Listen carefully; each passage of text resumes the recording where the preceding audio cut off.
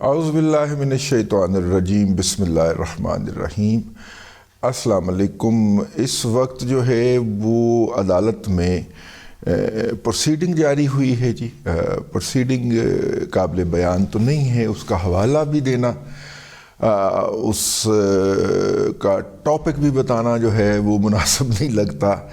مثلا جو ہے وہ خاور مانیکا صاحب نے یہ مقدمہ کیا ہے سول جج کے سامنے کہ جناب عمران احمد خان نیازی جو ہیں وہ ان کی 28 سالہ رفاقت کی حامل زوجہ محترمہ کو بہلا پھسلا کے اپنے ساتھ لے گئے اور وہاں پہ ان سے شادی رچا لی، اور اس وقت وہ نکاح کے ساتھ رہ رہے ہیں اور میرے ساتھ بڑا ظلم ہوا ہے۔ یہ ٹوٹل مقدمہ ہے خاور مانیکا صاحب کا۔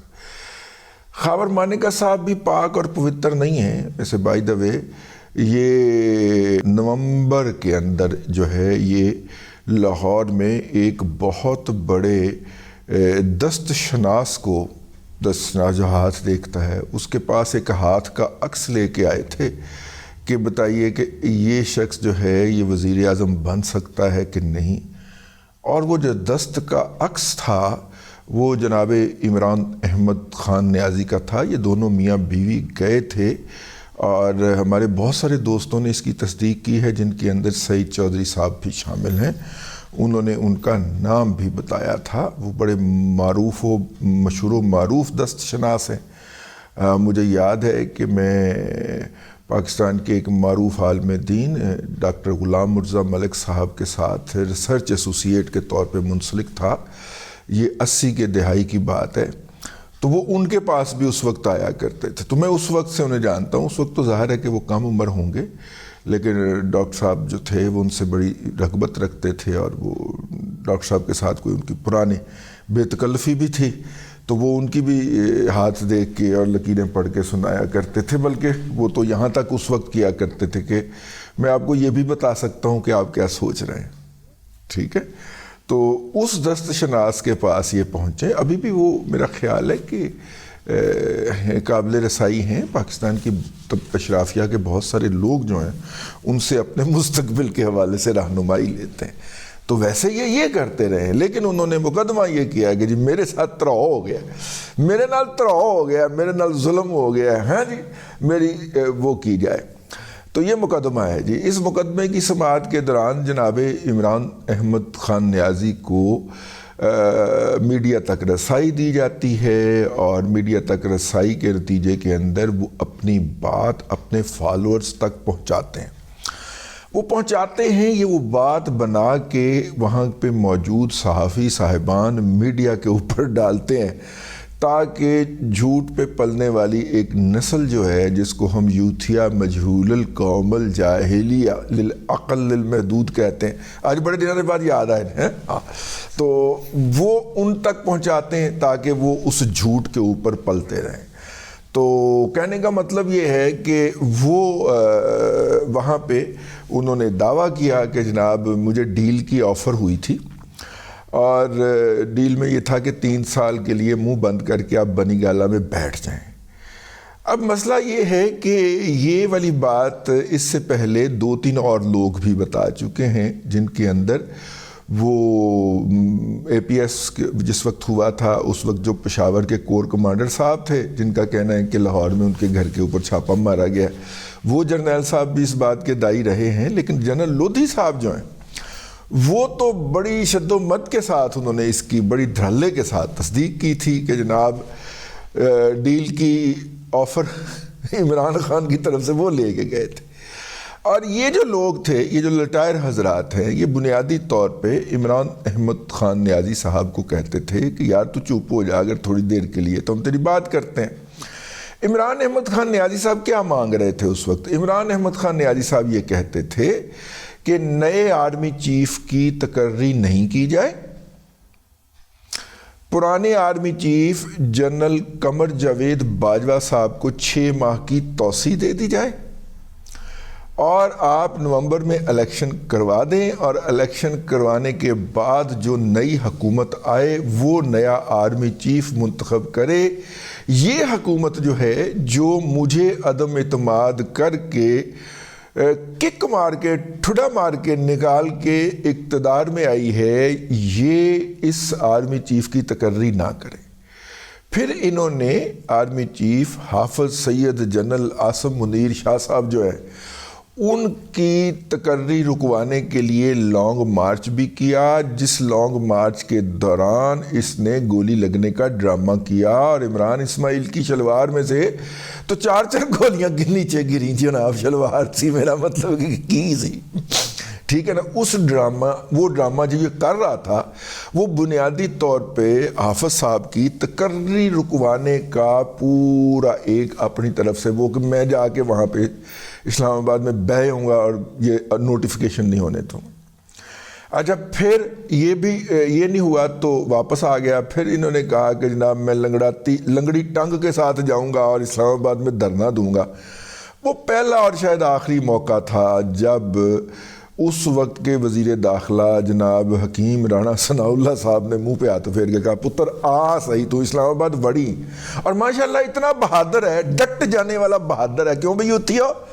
اسلام آباد میں اس نے پیر نہیں رکھا، ٹھیک ہے، پنڈی جلسہ کر کے واپس آ گیا۔ انہوں نے کہا تو آ صحیح اسلام آباد داخل ہوئے گا۔ پنجاب میں اپنی حکومت تھی، اپنے تمام وسائل کے ذریعے اور کے پی کے حکومت کے وسائل کے ذریعے سارے وہاں سے افغانی لا کے اس نے پنڈی کے اندر جلسہ کیا، حالانکہ افغانی تھے یار، ٹھیک ہے نا۔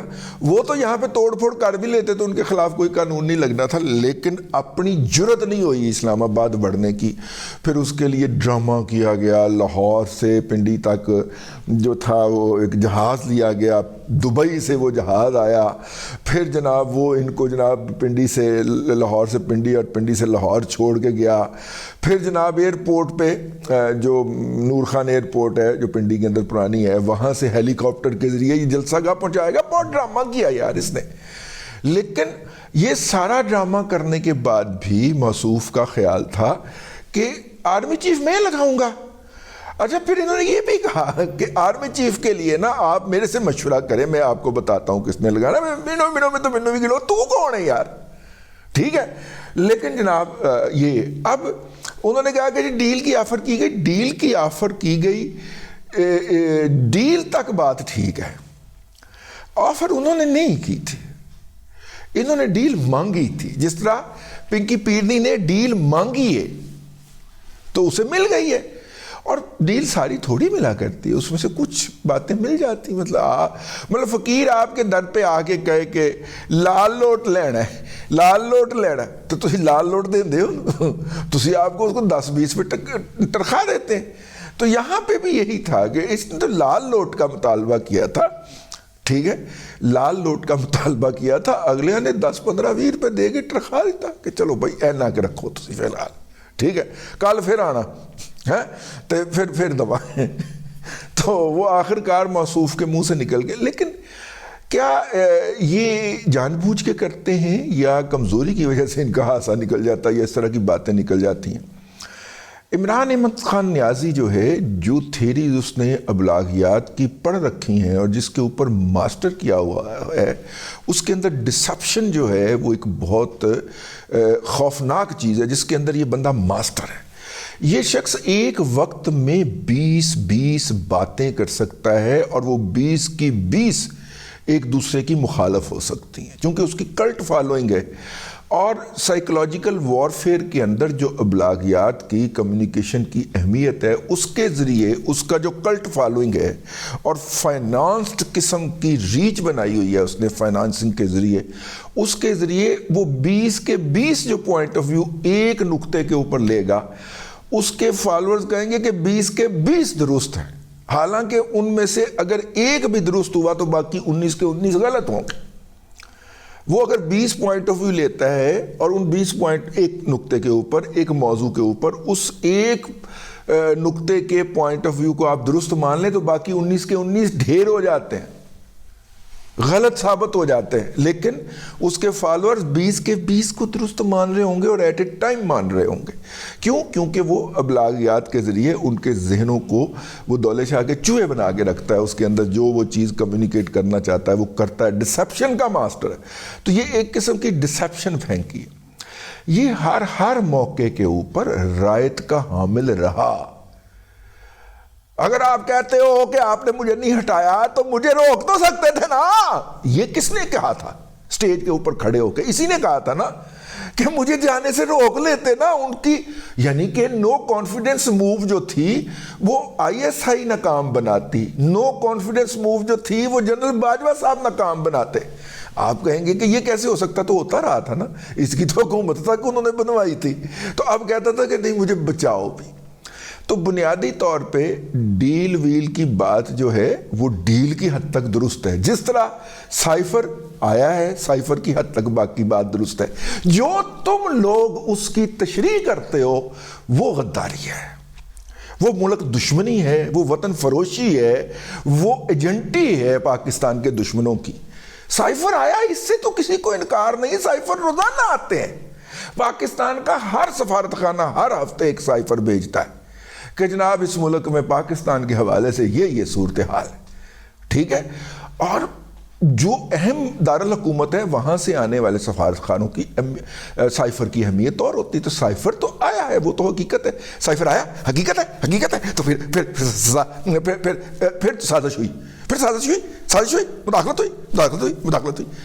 عجیب چول اور ہونک لوگوں سے واسطہ پڑ گیا اس قوم کا.